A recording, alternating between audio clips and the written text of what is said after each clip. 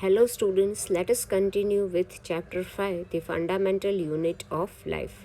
We studied about plasma membrane in the last lecture. Now we are going to study about cell wall. In plants, in addition to plasma membrane, there is another rigid outer covering which is known as cell wall. So this cell wall is present only in plants. It is not present in animals.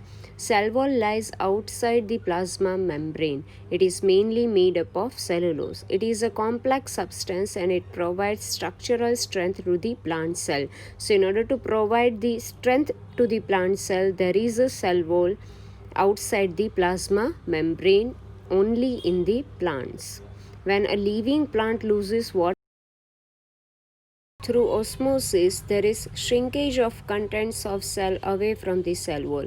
Means during the process of osmosis, if the cell is losing the water, then there will be shrinkage in the cell, and because of this shrinkage, all the contents of the cell, they will move away from the cell wall, and this process is known as plasmolysis. The diagram shows the plant cell in which there is a cell wall surrounding the cell membrane. Now let us see what are cell organelles. Each cell has got certain specific components within it, and these components are known as cell organelles. Each kind of cell organelle performs a specific function. So each and every cell organelle is allotted a particular type of function, such as making new material in the cell, clearing up of waste materials from the cell, and many other. So a cell is able to live and perform all its functions because of these organelles. All these cells are found to have same organelles no matter what their function is or what organism they are found. Means it doesn't matter what is the function of the cell, or a cell is a plant cell or animal cell or a cell of any other organism. All these cells will have same or cell organelles. In the diagram you can see different cell organelles of the cell. We are going to study about this cell organelles later in this chapter.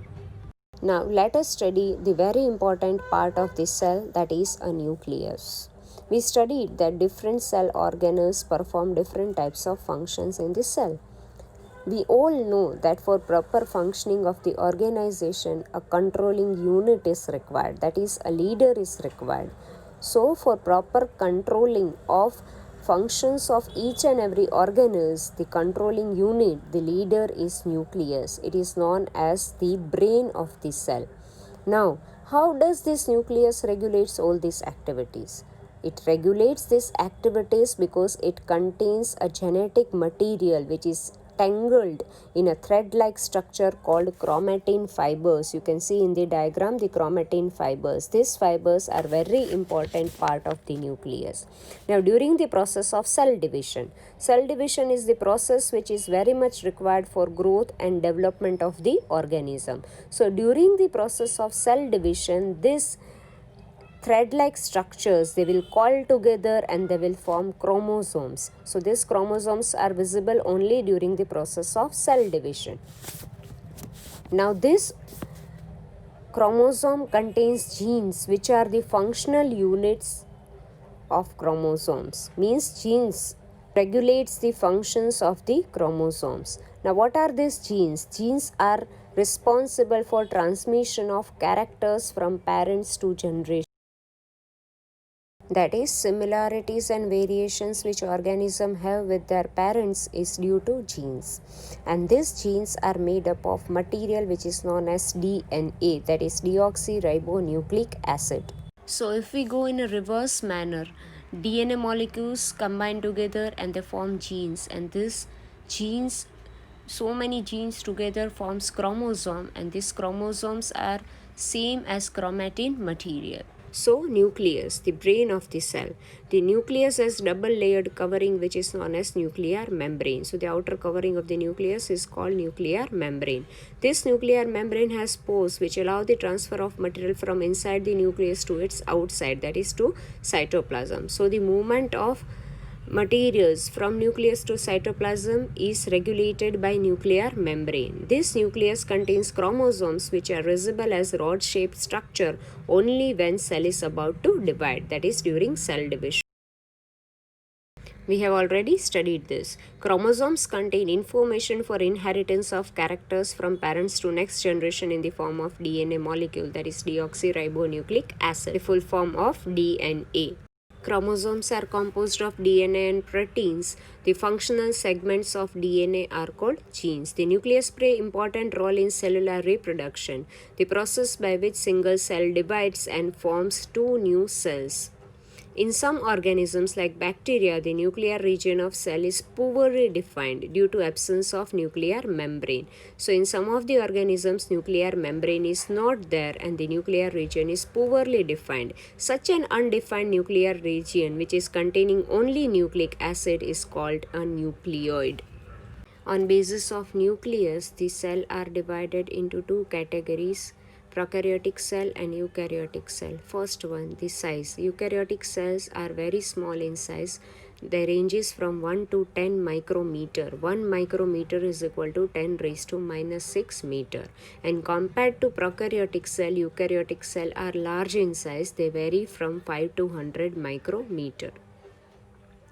Next is nuclear region. In prokaryotic cell, nuclear region is poorly defined. There is no nuclear membrane, and that is known as nucleoid. And in eukaryotic cell, it has well-defined nucleus and it is surrounded by a nuclear membrane. Prokaryotic cell contains single chromosome, whereas eukaryotic cell contains more than one chromosome.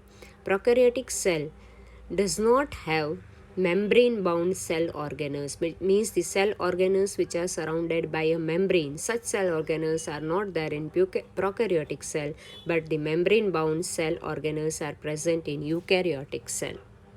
So this is the difference between prokaryotic and eukaryotic cell. In the diagram, you can clearly see the difference in development of nucleus in prokaryotic and eukaryotic cell, along with the cell organelles. We studied cell membrane, nucleus. Now we are going to study another important feature, that is the third feature of the cell, which is known as cytoplasm. The cytoplasm is a fluid content inside the plasma membrane. It contains many specialized cell organelles, and each of these cell organelles perform specific functions for the cell. So in a cell, all the cell organelles are present in the region which is known as cytoplasm, and now we are going to study about each and every cell organelle of the cytoplasm in detail. Let us study the first important cell organelle, endoplasmic reticulum. For functioning of the cell, it requires different kind of substances like proteins, lipids, etc.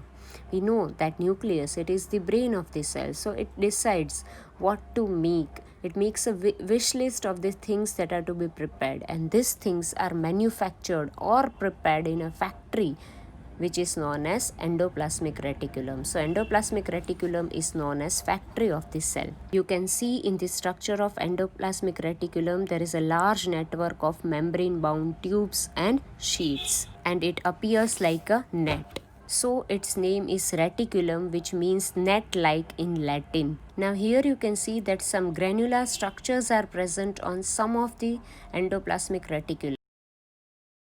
These structures are ribosomes, and the endoplasmic reticulum which contain these ribosomes are called rough endoplasmic reticulum. These ribosomes are the only sites of protein synthesis. So rough endoplasmic reticulum are involved in synthesis of proteins. Now there are some endoplasmic reticulum which does not possess these ribosomes. They are called smooth endoplasmic reticulum, and this smooth endoplasmic reticulum has enzymes that produce lipids. So now let us study about this endoplasmic reticulum in detail. Endoplasmic reticulum, which is known as ER. Endoplasmic reticulum is a large network of membrane bound tubes and sheets. It looks like a long tubules or round or oblong bags which are known as vesicles. They are of two types, rough endoplasmic reticulum and smooth endoplasmic reticulum. Rough endoplasmic reticulum, which is known as RER, looks rough under a microscope because it has particles called ribosomes which are attached to its surface. These ribosomes are the sites of protein manufacturing. Smooth endoplasmic reticulum, SER. It helps in the manufacturing of fat molecules or lipids which are important for the cell function. So the proteins are manufactured by rough endoplasmic reticulum and lipids are formed in smooth endoplasmic reticulum. Now these proteins and lipids which are formed over here, they are sent to various places depending upon the needs. Some of these proteins and lipids are help in building the cell membrane, and this process is known as membrane biogenesis. Bio means life and genesis means creation. So in the creation of life, some other proteins and lipids functions as enzymes and hormones. These are the functions of endoplasmic reticulum: to serve as a channel for transfer of materials between various regions of the cytoplasm or between the cytoplasm and the nucleus. Second one is functions as a cytoplasmic framework providing surface for some biochemical activities of the cell. And third one is smooth endoplasmic reticulum. It plays important role in detoxifying many poisons and drugs. So in removing the toxic effects of poisons and drugs in the cell, smooth endoplasmic reticulum play important role. With this we end our lecture. Will continue in next lecture.